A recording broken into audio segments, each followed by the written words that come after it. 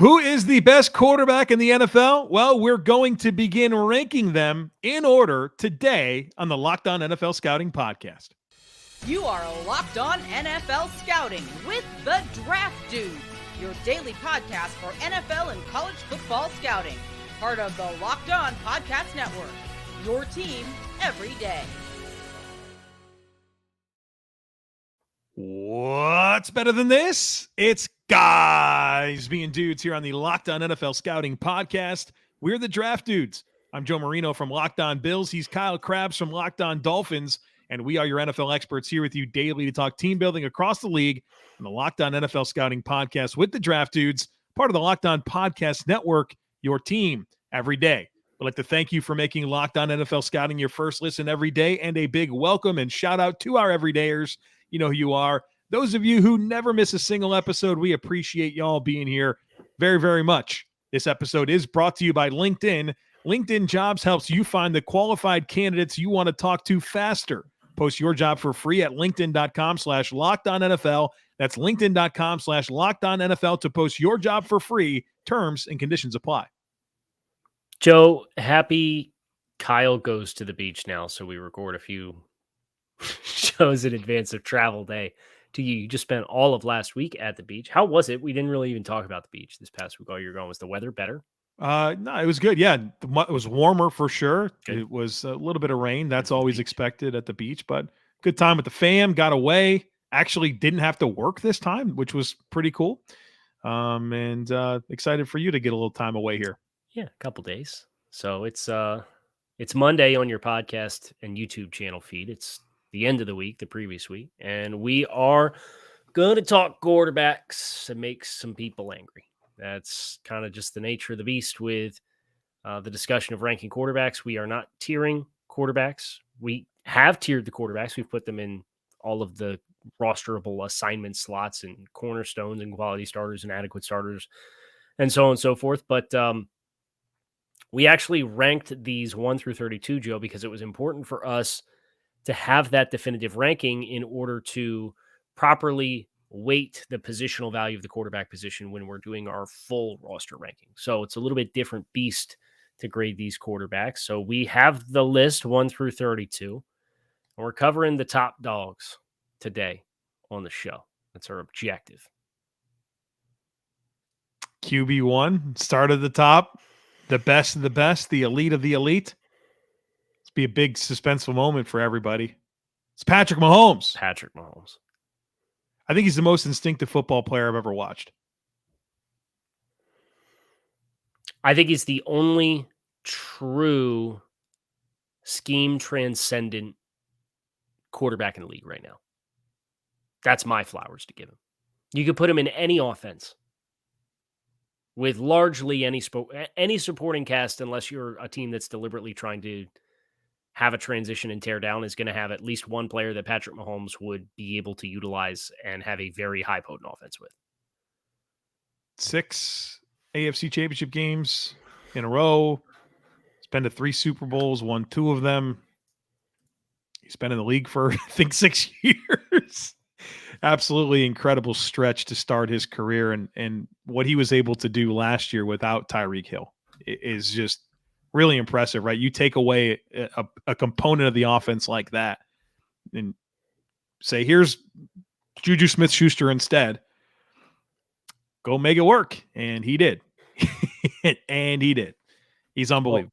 Well, and this was also, to continue just the flowers here and talking about being a transcendent player. Do you remember the offensive line the year they went and lost to Tampa Bay in the Super Bowl? Now, they lost the Super Bowl, Bananas, but yeah. but nevertheless, an offensive line that as of December 2nd of that season was Eric Fisher, Nick Allegretti, Daniel Kilgore, Andrew Wiley at guard, and Mike Remmers at right tackle. Pretty sure both those tackles were hurt for the Super Bowl game too. Yeah, you had Duvernay Tardif had opted out. Mitchell Schwartz was on IR at that stage, and then Eric Fisher missed the Super Bowl. So that in your backups were Yasir Durant, Austin Ryder, Martinez Rankin, won the AFC. Just Absolutely bananas. Oh, by the way, the wide receivers that were not Tyreek Hill were Sammy Watkins, DeMarcus Robinson, Mecole Hardman, and Marcus Kemp on the active roster. Byron Pringle. Who was the running? Like it was Damian Wilson and Edwards-Helaire.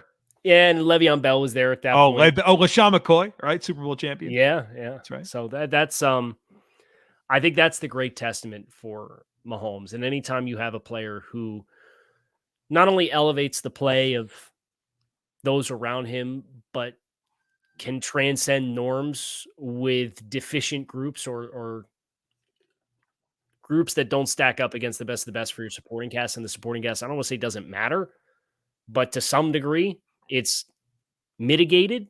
That puts you in a tier of your own. And we've seen other quarterbacks do that in different ways, right? You think about Tom Brady and his pre-snap opportunities and always getting into the right play and just how consistently he processed. Like there was an argument there that he was kind of a scheme transcendent player. You obviously saw him leave and go to a different place in Tampa and won a Super Bowl, but it took a little time for him to get comfortable. That's for me. I think Mahomes is the only scheme transcendent player or scheme transcendent quarterback in the league. Shall we move on to number 2 where things get a little bit more interesting? Yeah. And we obviously, when we did the roster assessments, we skipped over a lot of the in-depth quarterback talk. You'll get some of that here. Yeah. But number 2, we have Joe Burrow, Cincinnati Bengals. 2 healthy seasons, 1 Super Bowl, 2 AFC championship appearances as a team. Special player, right? There's a calmness about him. There's an accuracy. Obviously, he's got great receivers, and he does a great job of taking advantage of them and throwing really accurate footballs for them to go make a play on. Just really good decision-making, processing speed. I mean, he's really special, and his story is awesome.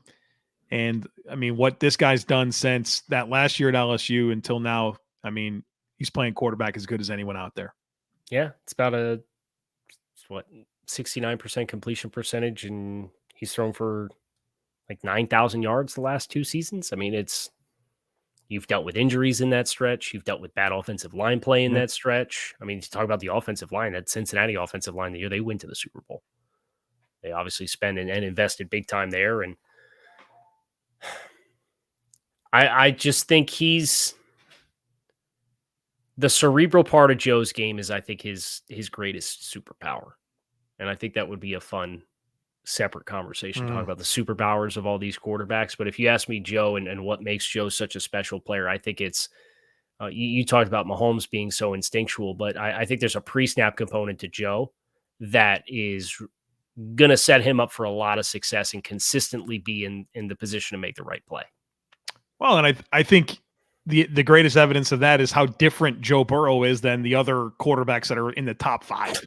Right. I mean, really, bunch of physical freaks, and then Joe, who's a above average athlete with above average arm strength, but really special accuracy and instincts to get that done.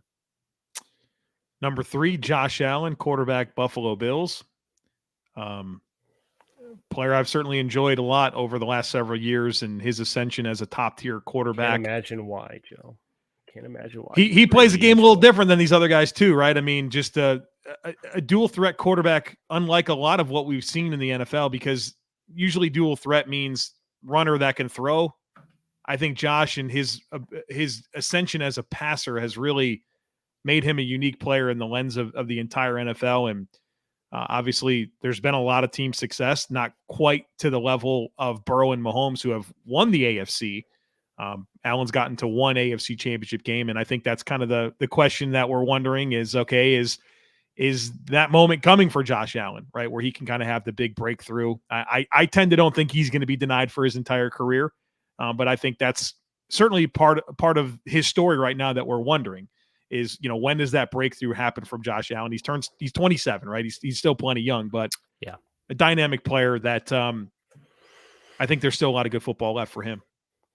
This, and I don't know that we've necessarily talked about this, but Josh feels like the closest thing to Elway.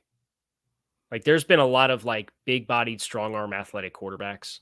Yeah. But if I just thought like who John Elway was as a quarterback in that era of the game, and you tried to transplant that to today, it feels like Josh is the closest thing to what Elway would have been. It took John Elway some time too, didn't it? To have his 2 years. breakthrough. Yeah. Come on, Josh, give it to us a little quicker, if you will. Joe's gonna come on. Be a couple stressful years if the Bills got to wait that long with Josh Allen. But yeah, I think that's the testament of all of the freakish players. I think Josh is probably the most freaky for the components of size, athleticism, and arm strength that he brings to the table.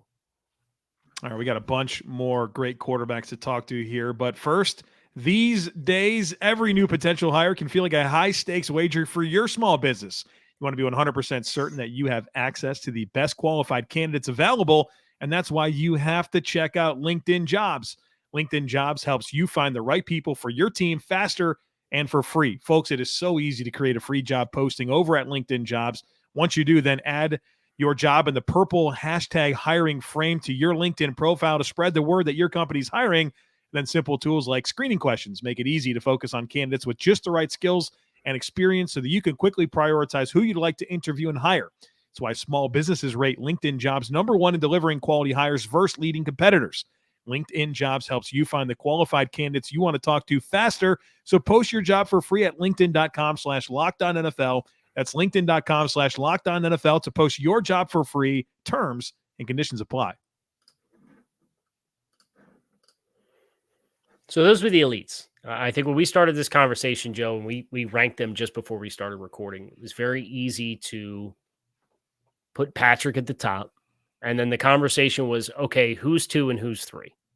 And then from there, it kind of expands out. Those were 3 guys that were obviously roster cornerstones. We had more franchise cornerstones that were assigned as quarterbacks. And there's 1, 2, 3, 4 of those, plus a player that was an incomplete evaluation for a team that got really mad at the lack of roster cornerstones that we gave them when we did their roster breakdown. But how those 5, I think the next tier is 5 guys deep. And it's how you stack them within the tier. Is there a mini divide within the tier? We think that there is. And we would start with another 2 really dynamic, big-armed, athletic quarterbacks. You want to say their names? Justin Herbert, Los Angeles Chargers, and then Jalen Hurts of the Philadelphia Eagles. I think the separation between the 2 is how consistent Herbert has been as a passer throughout his career versus Jalen Hurts continuing to develop in that regard. Now, I think Jalen Hurts took massive steps forward. It obviously helps when you get A.J. Brown as the dynamic. We have him as a top 5 quarterback. If anybody pushes back on correct, us, yeah. So please get upset that Jalen Hurts is ranked 5th. I think there's the Herbert one's fascinating because, and maybe I'm experienced to more of it as somebody who I'm always subjected to that Herbert Tagovailoa dynamic on social media with my timeline. But it seems like there's a very large obsession with Herbert and raw production versus the value of how the production is being created. But I think Herbert operates at a very high level as a traditional drop back passer while still having a dynamic of athleticism and acknowledging that the coaching staff that he has worked with the past few years has not really put him in a position to be successful, to be the best version of himself, I should say.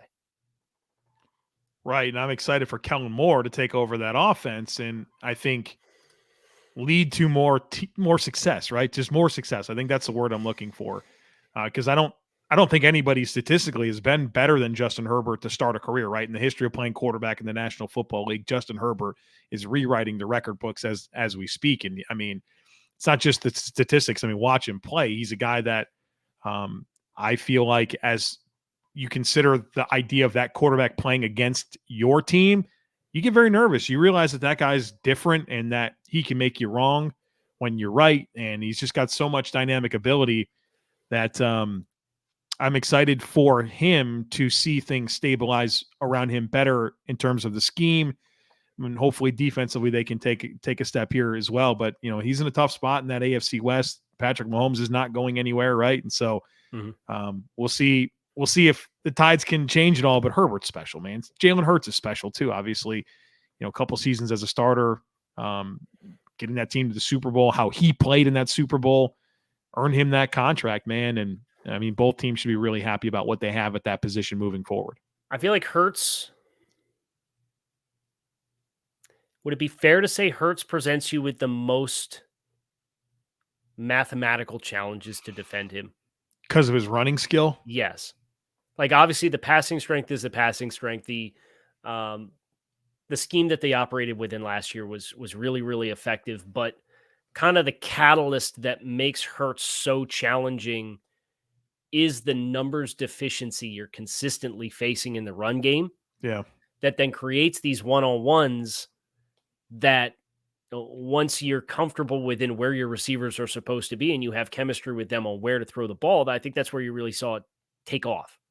So I think that we're trying to acknowledge the best parts of all of these guys as we're working our way through. And for me, Hurts, it's the mathematical challenge that he presents in trying to defend him in the midst of those other passing weapons between Goddard and A.J. Brown and Devontae Smith and an offensive line that you've got a big, powerful runner in Jalen Hurts who can also do that damage passing the football. How many more you want to get to here in this segment? You want to introduce these next three? Yeah, I think if we can, because segment 3 is identified as quality starters. So I think if we get through all the cornerstone grades that we gave out, as far as what those rankings look like, that would probably be a logical spot. So that was, we had within the fringe elites bucket, there was a separation, right? And we felt that Herbert and Hurts were separated from the rest of the guys that we're going to go through now. Which are Dak Prescott from the Cowboys. 6. Trevor Lawrence. Hi, welcome. Hi, Jaguars 7. fans. 7. And Aaron Rodgers, who is now the quarterback of 8. the Jets. Those are the last of this fringe elites bucket. Top 25% of the league, right? Dak. Kind of. There's elements of Jalen Hurts. I think the player Dak Prescott was versus the player that Dak Prescott is, I think is a really nice embodiment of continued evolution. I feel like I talk about that every time we talk about Dak, but he's not the same player he was when he came into the league. He did the perception of a game manager his rookie season to the point where they threw the ball all over the yard. Now, I think the thing to be mindful of with Prescott is the coaching change and what that offensive system will allow him to do to continue to maximize what he does well. But he operates as a pocket passer now at a degree in which I never would have imagined possible watching him play for Dan Mullen at Mississippi State. Right. We've also got Trevor Lawrence in this bucket. And I mean, the way he turned it on last year with Doug Peterson was really exciting and started to play some really good football, good situational football, making big throws in big moments. Obviously, the number one pick, a player that was like a wire-to-wire number one pick type guy, right? And I think he's shown that promise, and I'm sure that he has nowhere to go but up, right? I mean, this is one of those guys that I think if you're considering starting a team, right, like very high on the list of quarterbacks you'd like to have, and pairing him with Doug Peterson with, I think a really good supporting cast now with Calvin Ridley now part of the mix and the additions they made last year in Kirk and Zay Jones and Evan Ingram and how Travis Etienne has showed up. We're hopeful this offensive line can come together for them, but I think Trevor Lawrence is showing everybody very quickly why he was the number one pick. I have a take. Yeah. Trevor Lawrence will be at least multiple spots higher than 7th next year when we do this. I was sitting here thinking about that the entire time. I can see him jumping Dak. That's the one that stands out to me as the easiest jump. It's a little bit more stingy after that, I think. Yeah, it is. But Buddy literally cut his interceptions in half on effectively the same amount of pass attempts. Completion percentage went up 7%, right? And I think the growth that is going to be catapulted off of, staying in the Doug Peterson system with Dak Prescott, obviously, I mean, not for nothing with Jalen Hurts, but Jalen Hurts lost his offensive coordinator and Shane Steichen. So Justin Herbert's playing in a new system. I don't think Justin Herbert's that much more physically gifted than Trevor Lawrence. Do you? No. He'll pass Dak and at least one of those other two guys. That's my really. Yeah. I think I'll go one. I think he's gonna be real good. Sure he is. Man, you had my head spinning there. So much around him was better in year 1 to year 2. I mean, Urban Meyer was the coach, man. Like what? Right. What was that? Right. The sweeping changes couldn't have been better. He legit posted the Peyton Manning rookie season type of rookie season. Yeah. As some of that's good for a reason to not panic, right? Yeah. And then obviously bounce back the way they did. And then Aaron Rodgers is the last one in this bucket. And this is to some degree legacy, right? I think we would all acknowledge Aaron Rodgers last year was not the 8th best quarterback in football. Mm-mm. Significantly worse. I would say significantly worse than that. He's probably another 8 spots down on the list based off of his play last year. Right. But when you consider the full body of work, you consider coming back with a coach that he seems to want to be with, when you consider being backed by a sturdy defense with the Jets, what the Jets invested in him, I think, Joe, you made a really good argument when we did the Jets discussion to say, hey, look, they've put him at the center of their franchise, which means he's a roster cornerstone. But he has the most questions out of anybody that's in this stratosphere of quarterback play. And because of that, he landed at the bottom of these rankings in that regard. Yeah, I'm excited to see what he looks like, because I think all of Aaron Rodgers' issues last year could be brought back to one word, and it's trust, whether it was the scheme, the protection, the players he was throwing it to. Like, he just didn't play good football. Does that change now that you'd think things are more stable around him with the Jets? It's going to go one of two ways, right? Yeah. It's either all going to get better or it's all going to get worse, right? Than what it was last year. All right, the next tier is coming up here in just a moment. But, folks, first I need to tell you about Bird Dogs, and I absolutely love their shorts. I love their joggers. They simply make you look good. They have these stretch khaki shorts that are designed to fit slimmer through the thighs and through your leg to give you that sculpted look. They fit so much better than regular shorts that are made of that stiff, restricting cotton. Bird Dogs fixed the issue. They invented cloud knit fabric that looks just like khaki but stretches so you get a way slimmer fit. You don't have to sacrifice movement. Folks, I've been at the beach 2 of the last 3 weeks. The Bird Dogs have been my go-to. I'm out there. It's hot. It's a lot of humidity, but that material that they have and the way that they're designed just make it perfect for that type of environment. And they also have this anti-stink sweat wicking fabric that keeps you cool and dry all day long. So go to birddogs.com/LockedOnNFL and enter promo code LockedOnNFL for a free Yeti style tumbler with your order. Here Spin it around. It's awesome. I'm trying to find the logo. There it is. That's birddogs.com/LockedOnNFL for a free Yeti style tumbler. You won't want to take your Bird Dogs off. We promise you. All right, Joe. We did all the cornerstones plus Trevor Lawrence, who I think we kind of answered our question. Is he a cornerstone or is he just a quality starter right now with the sample size? I think we answered that probably. The fact that he wasn't at the bottom of that list. We have 1, 2, 3, 4, 5, 6, 7 quarterbacks to get to.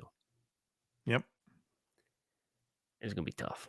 And we're calling this the quality starter section of these rankings. These are all quality starters. So from our thought process, if you wanted to rearrange them in any order, you would have a legitimate argument to make. Right? Yeah. Because they're all in the same bucket. I think this and the group that we're going to start with tomorrow was the most closely congested, challenging to separate. Because it's the bell curve, right? You have the far elites, you have the very few, like really, really high liability quarterbacks, and the vast majority of the distribution, for us not being math guys, how's that? We're talking about bell curves on the show, is in the middle. Standard deviations, Joe. Of course, 98% within 2 standard deviations of. Yeah, you want to get Pythagorean theorem next or what, man? Christ. All right. Anyway, Lamar Jackson's QB9, our highest rated quality starter. And this comes down to two things, right? It comes down to health and it comes down to a scheme change. When you have both of those questions, there's no question we saw what the peak was as a NFL MVP in 2019. How close can you get back to that? How ready is your supporting cast going to be to help you do it? How ready are you to play a different style of football? Like, there's a lot of fascinating questions, and I think those are the reasons you keep him out of the bucket. Lamar Jackson's the most explosive quarterback in the NFL. That's the superpower. Number 10, Matthew Stafford of the Los Angeles Rams. Last year was rough. Everything in LA last year was rough. I mean, even Stafford had some injuries that he dealt with, and his entire supporting cast was injured. Cooper Kupp went down. It's a tough year for LA, but we're also very mindful of everything that happened before last season. And that's going to apply differently for players throughout the next few that we're going to get to. But, you know, I'm Matthew Stafford, like, historically good to start his career, like the first quarterback ever to reach a lot of different thresholds. Obviously, winning the Super Bowl, getting away from Detroit last year was big for him. But, you know, I feel like for a long time, Matthew Stafford has been maybe overlooked as one of the better quarterbacks in the league. And looking for him to bounce back. Obviously, the Rams have made a big commitment to him, not only with the trade, but the contract that they've given him. And so, we're going to see how his career evolves this year and next, obviously. But we weren't quick to dismiss everything based on last year because the previous however many years were really, really good. Yeah, I think there's especially in comparison to the next few guys, I think there's a dynamic ability here too. He's not as robotic as Kirk or Jared Goff or Derek Carr, which are, I'll spoil it, the next three names on our list, right? There's the football IQ that you see in instances of manipulating zone defenses. We all remember that no-look pass in the Super Bowl that moved, who was it, Logan Wilson 2 zip codes over to create a throwing window. In a high clutch situation, Stafford's always been a clutch player. With the ball in his hands late in games. And, you know, I think it's a shame to some degree that the discussion with Matt Stafford was one healthy year in Los Angeles after all the years in Detroit where they could just never get it right around him. And I think it's easy to gloss over what happened in Detroit because he played in Detroit.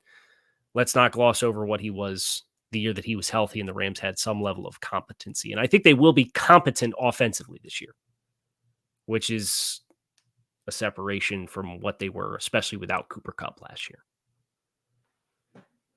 Kirk? Yeah, it's we can kind of go through this bucket of 11, 12, 13 being Kirk Cousins, Jared Goff, Derek Carr. For what it's worth, I did fight for 2 over Derek Carr, but I had to jump in there and acknowledge that. 2 is 14, okay? So everyone's going to get that spoiler as well. Kirk Cousins next. Who was it? Cameron Jordan at the Pass Rush Summit who said Kirk's going to do what you're supposed to do and he's going to throw the ball where it's supposed to be thrown. And I'm paraphrasing here. There's a certain level of romance with outside of structure that Kirk's never going to scratch that itch for you, right? It's just never going to be who he's been. But I do think operating within the confines of your offense and how you're supposed to execute, Kirk is very, very good at consistently executing plays and making reads and progressions based on what it looks like on the chalkboard versus what you get on the football field. You just have to execute so that he can execute. He's not a scheme transcendent player. He's not a talent transcendent player. But he's very, very, very high floor in my mind. I can appreciate the way he plays. Jared Goff, I think we've talked a lot about him, probably as much as any quarterback, but like, go back and look at what he did with the Rams and how he's coming together for the Lions. I mean, this guy's been really consistently productive, and I feel like he's the punching bag for a lot of like quarterback discussion. but I'm not quick to overlook the resume in two different spots. And the fact that like he had a little bit of a lull in his career and came back out of it like last year with Detroit. So I'm glad you said that. I feel like this entire bucket from 11 to 14, the Kirk, Goff, Carr, Tagovailoa bucket, I think is the bucket of guys that get like dunked on and clowned on. Yeah. Who it's probably a little misaligned to do so. Like these are still top half of the league starting quarterbacks. Yeah. They're skill specific players. They're scheme specific players. But you've seen all of them in environments, and in some of them in multiple environments, have certain levels of success that you don't think some of these teams down here at the bottom list wouldn't doubt. like to see that kind of quarterback play in production. No doubt. But because they don't crack this group of the top 5 to 6 guys, the guys at 11, 12, 13, 14 get clowned on consistently and frequently, which is crazy to me. Derek Carr, number 13 to the Saints. Excited to see how this looks, right? I mean, obviously last year wasn't good with McDaniels, but a really great career prior to that with different schemes. Big transition ahead for him. But I think there's at least that baseline level. There's some intangibles there that you really like from Derek Carr. He's physically gifted in terms of arm talent. I mean, I think he's a good, solid starting quarterback. I think the concern that I have with Derek has the statistical regression of the last 2 seasons. Is that an embodiment of him getting a little? And look, I understand he threw for 4,800 yards in 2021. I get that, but he also attempted more than 100 pass attempts than he did in his previous 2 seasons when he had that 4,800 yards. There's been the influx in turnovers the last few years, 28 interceptions during the last 2 years. Is that something that is a cloud on the horizon that's going to get bigger, or was that simply an aberration with the Raiders where you're going to see him go to a new system and perform better? That's the question that I have for Derek Carr. I don't know confidently whether or not he's a descending player or not. And that was one of my primary arguments, Joe, when you and I talked in the pre-show about Tua versus Derek Carr as an ascending player versus a descending player. So those are just the questions that I have with Derek. But yes, he fits right in this conversation with Cousins and Goff as guys that can give you quality quarterback play if you give them the opportunity to execute drop back passing. Which gets us to Tua at number 14. And like you mentioned, guy on the list today. He is, man. Statistically, Tua's always been a very good quarterback, right? And even last year, the stretch that he had, like, was it the middle of the season, like the Detroit, Chicago, Cleveland, Houston stretch was just unbelievable. And even his second game against Buffalo, I thought he played very well. It's just about, I mean, here's the funny thing about Tua, dude. He started 36 games to this point, or he's appeared in 36 games. I mean, he's barely had 2 years of starting experience and the dynamics that he's dealt with. I mean, holy crap. Everything from just a clown coaching situation. Stuff. Yeah, never really, like, the guy was picked number 5, but you never really felt like Flores wanted him. He's in and out of the lineup with Fitzpatrick, weird players around him. They finally get things stable, and the guy plays great football last year. What does it look like moving forward? I mean, you want to talk about a guy that's a chance to climb the list, it's Tua. Yeah, and I think that the biggest thing with Tua is not trying to make too much happen. And I think some of the guys in front of him are like the inverse of that. Yeah. Or you think about like Kirk and Derek Carr. I'd love to see a little bit more of that from Tua. I think the biggest blockade for that for Tua to this point has been, you go back to Alabama, dude was in quarterback battles every year. Yeah. When you talk about the coaching change, like his 7th offensive coordinator in the last 6 years, but then also he had the quarterback battle with Jalen Hurts. He had the being yanked for the bullpen for Fitz several times by Flores' rookie season, and then dealt with before the trade deadline, all the Deshaun Watson stuff, right? Just constantly looking over his shoulder. You don't think there's a little bit for a young quarterback to be pressing to make big plays? And then finally he gets in the system last year, and you don't have to be afraid of third and longs anymore because of the explosive receivers that you have. Just get the ball out of your hands, protect yourself a little bit, right? Like I want to see a little bit more of that kind of eye roll inducing element of the other guys to avoid taking hits and avoiding sacks and negative plays. Give me that for this play because I think it will make him better in the long run because then you're going to be on the field more. Yeah. Certainly, again, a player that I think could climb a bunch. And then number 15, the last quarterback we're going to get into today is Geno Smith with the Seattle Seahawks. I mean, just you would have told anybody at the start of the year last year that when we rank quarterbacks going into the next season, Geno Smith's going to be 15th. I think that would have been a surprise, but to his credit, he earned it with how he played last year. And I'm anxious to see how it evolves in year two with him kind of being the guy, but he's been there for a while, man. Like he's pretty familiar with it, with what's going on. Yeah. And so I think you're going to see something reasonably close to what he delivered this past year. But really fun story. And I think we've all found ourselves kind of rooting for Geno Smith at this point. Yeah. Fairy tale. Like it's not the Kurt Warner bagging groceries to starting in the Super Bowl story, but it ain't far off for what he was and what his expectation was at West Virginia. And then he goes to the Jets and bounces around the league a little bit.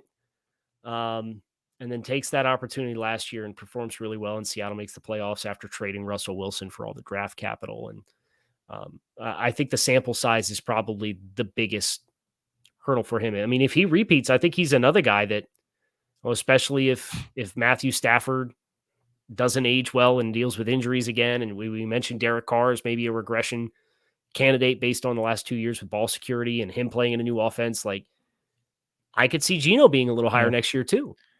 I think the biggest, and this is going to be a great segue to your close, the biggest challenge to Geno ascending is the players underneath him that are going to be nipping at his heels that are young and have, a lot of upside to them. Well done, Joe. And that's where we're going to leave things off here for this episode of Locked On NFL Scouting. I'm Kyle Crabbs.